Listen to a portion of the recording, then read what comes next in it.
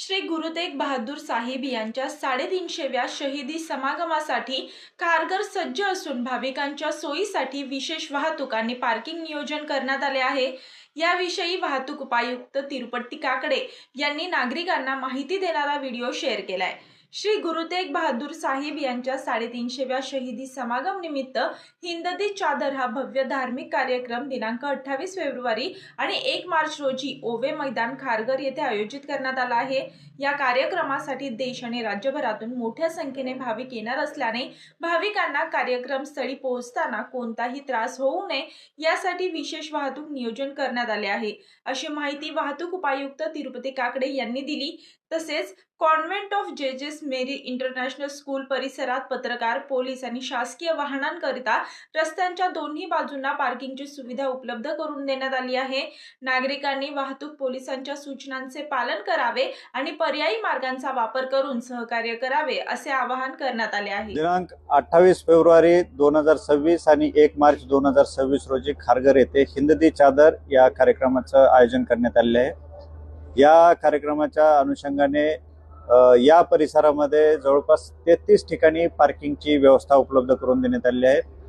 प्रत्येक पार्किंगच्या ठिकाणी पिकअप आणि ड्रॉप सुविधा उपलब्ध करून देण्यात आली आहे। म्हणजे ज्या ठिकाणी पार्किंगमध्ये आपण वाहन लावाल तिथून कार्यक्रमाच्या ठिकाणी पोहोचण्यासाठी मोफत पिकअप आणि ड्रॉपची सोय करण्यात आली आहे। त्याचबरोबर या ठिकाणी येणारे ओला, उबर आणि टॅक्सी यांच्यासाठी सुद्धा पिकअप आणि ड्रॉपची सोय उपलब्ध करून देण्यात आली आहे। वाहतूक कोंडी होऊ नये म्हणून दिनांक 28 फेब्रुवारी आणि 1 मार्च या दोन्ही दिवशी सकाळी 6 वाजल्यापासून ते रात्री 11 वाजलेपर्यंत नवी मुंबईच्या आयुक्तालयाच्या कार्यक्षेत्रामध्ये जड आणि अवजड वाहनांना प्रवेश करण्यास आणि पार्किंग करण्यास बंदी घालण्यात आली आहे।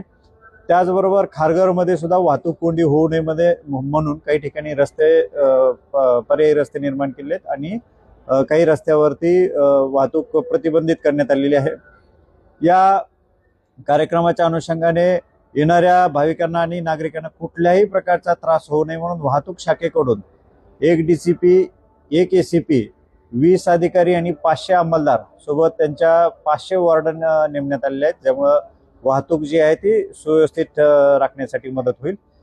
काही ठिकाणी वाहनं बंद पडण्याचा सुद्धा संभावना लक्षात घेता पुरेशा प्रमाणात क्रेन्स जे आहेत ते क्रेन्स इथं डिप्लॉय करण्यात आलेले आहेत। टोईंग व्हेकल्स या ठिकाणी उपलब्ध करून देण्यात आले आहेत। सर्व पार्किंगच्या वाहनतळाकडे जाणाऱ्या रस्त्यावरती आणि कार्यक्रमाच्या ठिकाणी येणाऱ्या रस्त्यावरती सर्वत्र सायनेजेस लावण्यात आलेले आहेत। पार्किंगला कलर कोडिंग करण्यात आलेली आहे। ज्याप्रमाणे जळगाव, नाशिक, धुळे, ठाणे या भागातून येणाऱ्या वाहनांसाठी RF सिग्नल कडून एंट्री देण्यात आलेली आहे आणि त्यांनाच RF सिग्नलच्या आजूबाजूच्या परिसरामध्ये जे अमनदूत मेट्रो स्टेशन असेल या एरियामध्ये जवळपास वेगवेगळ्या ठिकाणी सर्वच प्रकारच्या वाहनासाठी व्यवस्था तिथं करण्यात आलेली आहे। आणि जे वाहनं कोकणातून आणि पश्चिम महाराष्ट्रातून येत आहेत त्या वाहनांसाठी सुद्धा ऑरेंज पार्किंग आपण तयार केलेली आहे। त्यांना सायन पनवेलवरील कोपरा ब्रिज मधून आणि हिरानंदानी या 2 ठिकाणाहून खारघरमध्ये प्रवेश आणि त्याच्याच आजूबाजूच्या परिसरामध्ये पार्किंग व्यवस्था केली आहे। जे नागरिक आणि भाविक याच्यातून येत आहेत मुंबईकडून तर त्यांच्यासाठी सुद्धा पिंक पार्किंगची व्यवस्था करण्यात आलेली आहे। एकूणच या कार्यक्रमाच्या ठिकाणी पोहोचण्यासाठी सर्व प्रकारची वाहतूक व्यवस्था अबाधित राहील यासाठी उपाययोजना करण्यात आलेल्या आहेत। कुठल्याही प्रकारचा अडथळा होणार नाही यासाठी वाहतूक पोलीस आणि नवी मुंबई पोलीस सज्ज आहेत।